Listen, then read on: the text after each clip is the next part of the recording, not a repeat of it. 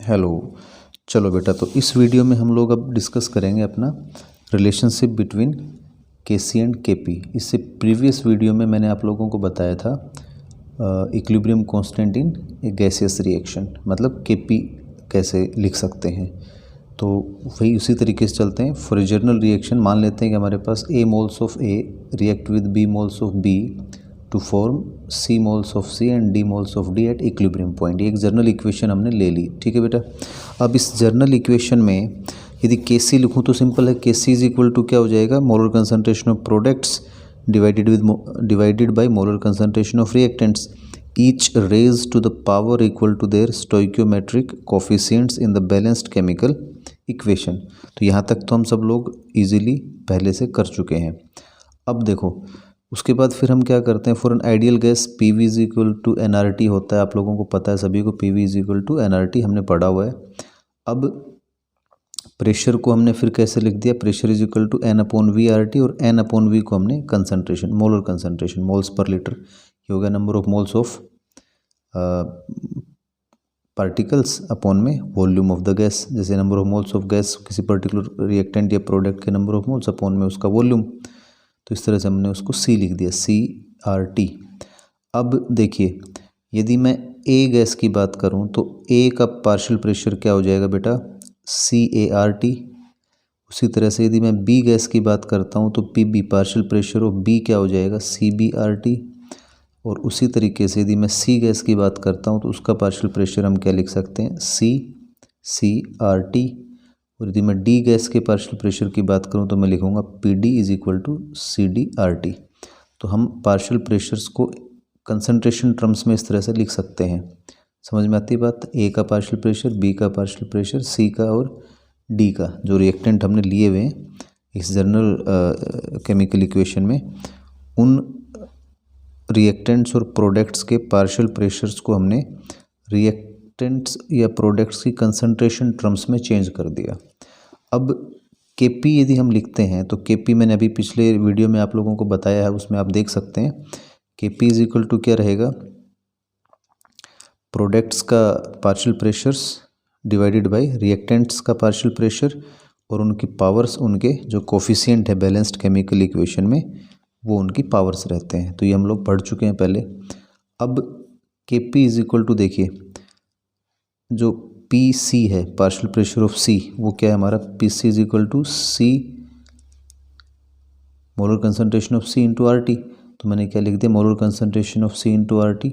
इसी तरह से partial pressure of D, partial pressure of D क्या है, molar concentration of D into R T. तो मैंने लिख दिया molar concentration of D into R T, और उनकी पावर्स, यहाँ पे सी पावर, यहाँ पे उसकी पावर, डी हो गया उसके कोफिशिएंट्स। इसी तरह से partial pressure of A, partial pressure of A किसके बराबर है अभी, concentration of C into concentration of A into R T, ठीक है ना। तो वो हमने लिख दिया सी ए आर टी, उसकी पावर ए। और उसी तरह से partial pressure of gas B, वो किसके बराबर है अभी, P B is equal to molar concentration of C into R T, molar concentration of B into R T, sorry.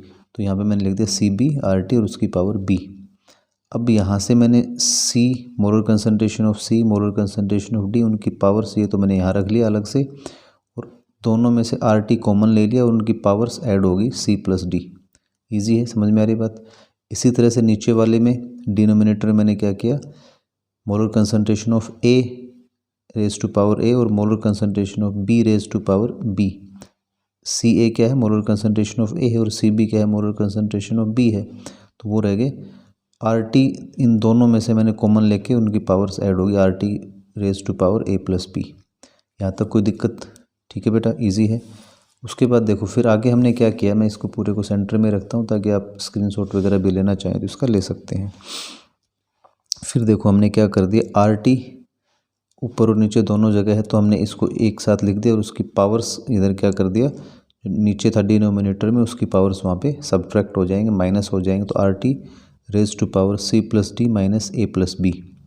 अब ये क्या है एक्चुअली, ये है क्या, आप लोगों को ये आइडिया होना चाहिए, क्योंकि मैंने अब अगले स्टेप पे मैंने क्या कर दिया, ये तो molar concentration of products, molar concentration of reactants, और each raise to the power equal to their stoichiometric coefficients in the balanced chemical equation into RT raised to power delta n।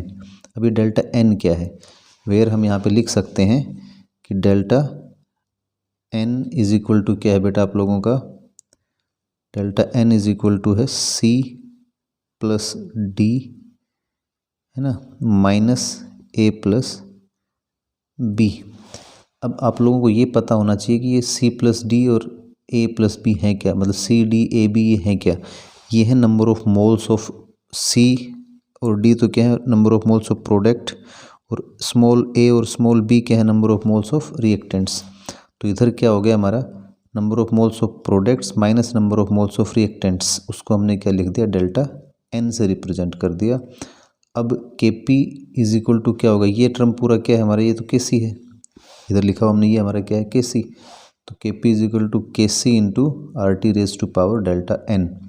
Where मैंने फिर नीचे लिख दिया यहाँ पे, where delta n is equal to क्या है number of moles of gaseous products minus number of moles of gaseous reactants in balanced chemical equation. Clear है बेटा, सभी को समझ में आ गया होगा। इसका मतलब Kc और Kp में रिलेशन हमारा ये आ गया, Kc is equal to Kp into